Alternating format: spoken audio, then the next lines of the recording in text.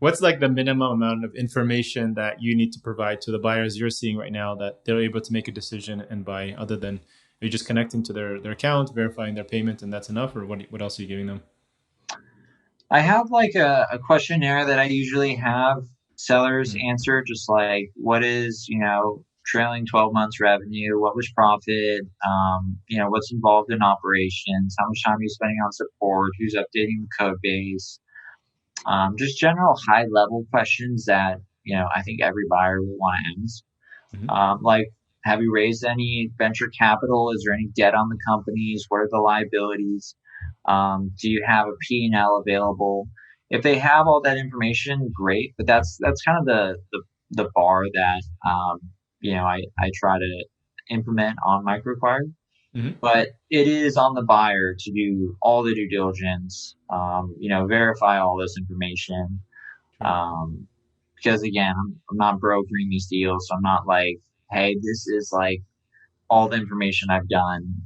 I just kind of help sellers understand these are the typical questions that buyers are going to ask. So Mhm. let's get these, formatted. Let's put it in like a, presentation. And again, it's also anonymous too. So when you go Mm, into Microacquire, sellers can, approve or deny access to their private details, and that would include the revenue metrics or any sort of like P&L or company presentation that they upload. mhm. But those are generally the high level requirements. Is like you got to give a buyer enough information to understand the business, what it take to operate. Do you have like your numbers even close together? Like how organized is the business? Mhm. But I'm also still working on, streamlining that part as well. So I've gotten a ton of feedback on how to make that better, which Cool. I'm going to be implementing soon. I'm excited about that. Why did you decide to focus only on that, less than 500K ARR? I know you are getting some different deals now, bigger deals, but what was the reasoning? Because, it's a smaller market. I mean, bigger buyer pool probably, but mm, yeah, maybe less efficient, maybe. Yeah, no, I agree with that. Mm, I just kind of threw it up there. I was like, okay. hey, like, maybe you're too small for a broker or an investment bank. Mm, You're definitely not growing fast enough for venture capital. You're definitely too small for private equity. mm, Um, so I just really wanted to niche it. I mm, wanted to, really niche it to, the perfect example would be a company recently that I know was acquired. They were doing 75K in revenue. They had some good enterprise deals. So it was B2B. They ended up selling for I think 4x of top line ARR, which cool. was really all profit because it was just Mm, two people running it. mhm. And I think that's just kind of the sweet spot. There's really no good place to buy those types of businesses. Yeah. So rather than just starting a marketplace where it's like, hey, I do the same thing as like these brokers, except provide less information, that sort of stuff. I wanted to just kind of like create an area for startups that it may not make sense to use a broker. And if they do Mhm. use a broker, they're going to be paying 10%. And so, and again, the audience on Microchoir is definitely, within that range. Mm, But, I'm probably going to expand it just because I've been seeing a lot more deal flow that's, doing 1 million a year, as high as 2 million a year. mm. One came to me and they were doing 10 million a year, and I was like, Wow. you're like, did you see micro in front of the name? Like, Yeah. go find an investment bank. Like, Yeah. you'll be much better off. Sure. So just to start, it was just like I see this as a need in the market, and just started it there. But I think I'm going to expand that in the next couple Makes months. sense. Yeah, I think there's so Empire Flippers. I think that's how they started. I actually bought my first acquisition was actually through them back in like 2014. About like a 50K site. So I know that thinking of how to buy a site. But they started off smaller as well, and I think eventually now I think their average size is like in that 7-figure range. So I think even though they're charging fees, I think you'll eventually move up is my guess. But Yeah, I think it's yeah. like anything. You Mm, start small, you mm. learn, and then you let the market kind of pull you in the direction that makes the most sense. And I'm still figuring that out to some extent. Yeah. I want to hear about your content marketing strategy. So you did that really well. You talked about that with business apps, with Spiff, and now you're publishing a lot of content. I see on Twitter, LinkedIn, on other guest posts. I want to learn a little bit more from you, I guess. What's more important? Is it, the content you publish and just being kind of, yourself, or where you publish it, or, tell me a little bit how you set that up for yourself. Yeah. So thanks for reading my tweets and LinkedIn posts, man.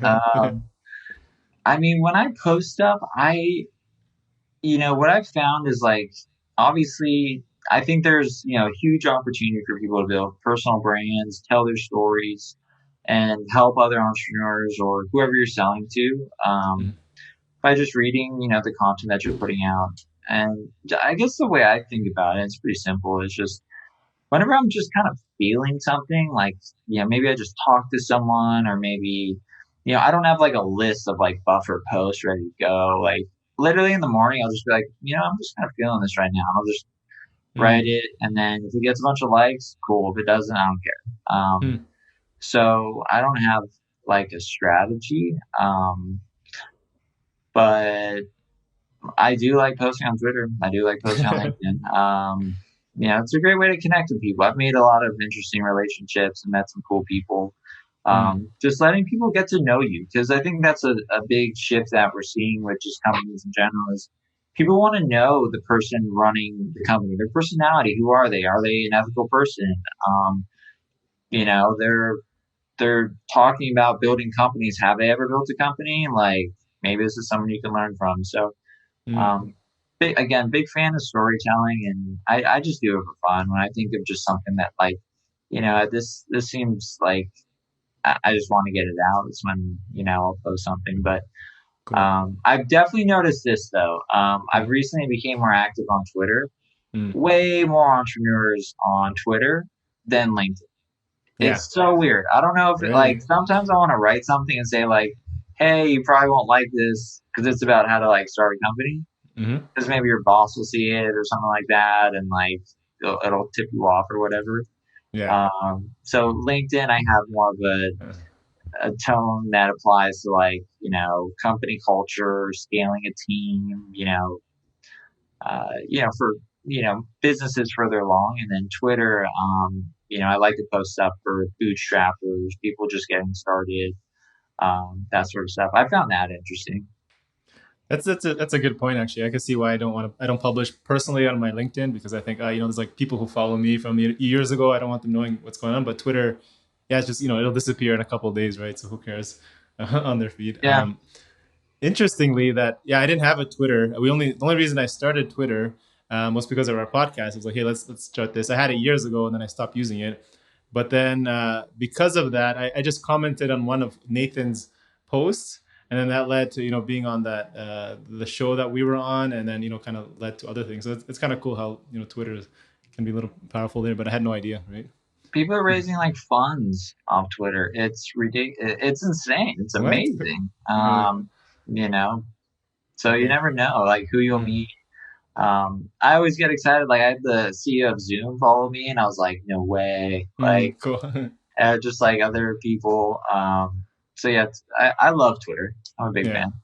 Cool. Is there anywhere else you kind of looking to decide where you should publish your content, or where you pick to publish, whether for Microchoir or for yourself, or is it just those two right now?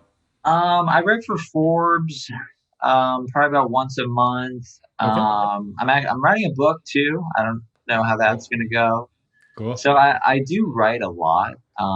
I've always just enjoyed writing. That was also a big strategy at Business Apps. I guess posted on every customer's blog. I reached out, was a publisher for Entrepreneur Magazine, TechCrunch, VentureBeat, Inc. Magazine, and all that's like hustle to us. Like here's like a bunch of good like content. Like Mm, can I? How do I be a guest publisher? So I enjoy writing, but yeah, I'm writing a book right now that cool. I've got like 50 pages through. I don't really know where it's going to fit in the book sphere, but Cool. my ride at Business Apps was just so interesting. I want to just document it just so Hmm. before I forget it, I have it out on paper. Sure. Yeah. Send it my way when it's done. We'll definitely promote it.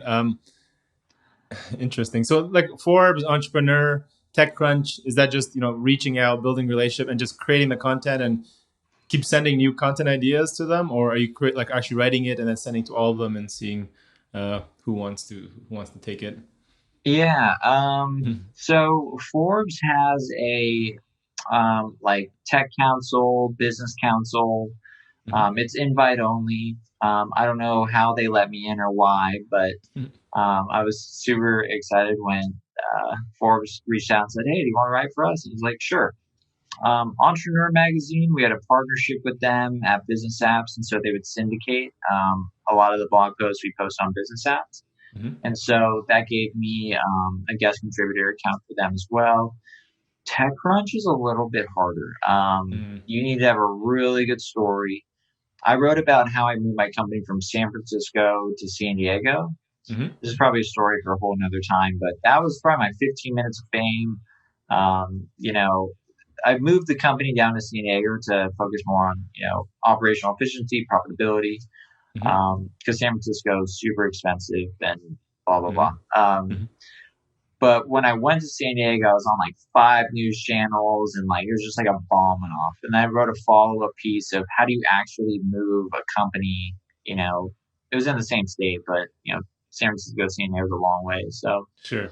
um, just having a really good story. I know that sounds very simple, Mhm. but it's actually really hard at the same time. Like really understanding, and with TechCrunch too, there's a lot of talk around, people leaving San Francisco or San Francisco, and this was in 2016, and Mhm. obviously this talk has accelerated today. But there is some talk around San Francisco kind of losing its luster, and I felt that as a bootstrap company surrounded by companies that have raised like $10 million, 20, with like less revenue than my company.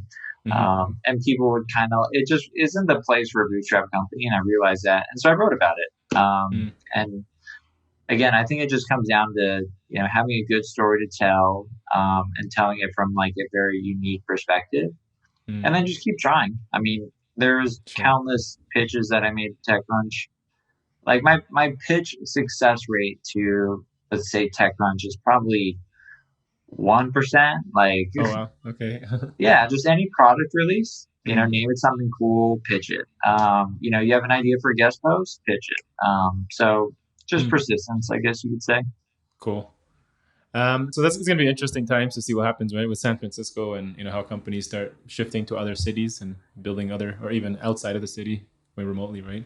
Yeah, Uh, I got a lot of friends moving out, moving to mm, Tahoe, moving to Texas. anywhere, Yeah. literally. So Yeah. Yeah. yeah, it'll be interesting to see, but I don't think anyone likes being in an apartment when you can't leave, paying an absorbent amount. So it, Exactly. it'll be interesting.